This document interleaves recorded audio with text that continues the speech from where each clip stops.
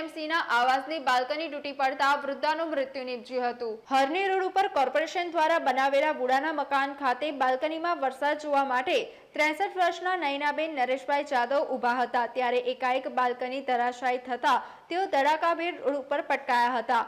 ઘટનાના પગલે સ્થાનિકો તુરંત મદદ માટે દોડી આવ્યા હતા, જેથી નયનાબેનને સારવાર માટે ખાનગી હોસ્પિટલ ખસેડ્યા હતા, જ્યાં પ્રાથમિક સારવાર કરી વધુ સારવાર માટે એસએસજી હોસ્પિટલમાં શિફ્ટ કર્યા હતા, જેમાં ટૂંકી સારવાર બાદ નયનાબેનનું મૃત્યુ નીપજ્યું હતું। ઘટનાના પગલે ઇન્દિરા આવાસ યોજનામાં રહેતા સ્થાનિકોમાં ફફડાટ જોવા મળ્યો હતો। નયનાબેન નરેશભાઈ જાદવ। શું ઘટના ઘટી? એટલે ગેલેરીમાં હતા ને ઉપરથી ગેલેરી પડી, એટલે શું જોવા માટે ઉભેલા? એ વરસાદ આવતો હશે એટલે બહાર નીકળ્યા હશે। કયા વિસ્તારમાંથી આવો છો?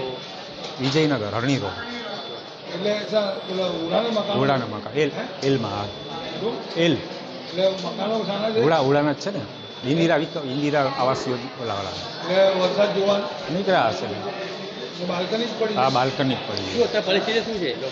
ડૉક્ટર સાહેબે થોડું ક્રિટિકલ કહી છે। ક્યાં વાગેલું છે?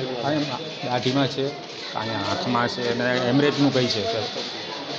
સીટી સ્કેન કરાવીએ તો ખબર પડે। શું નામ તમારું? જીતુભાઈ।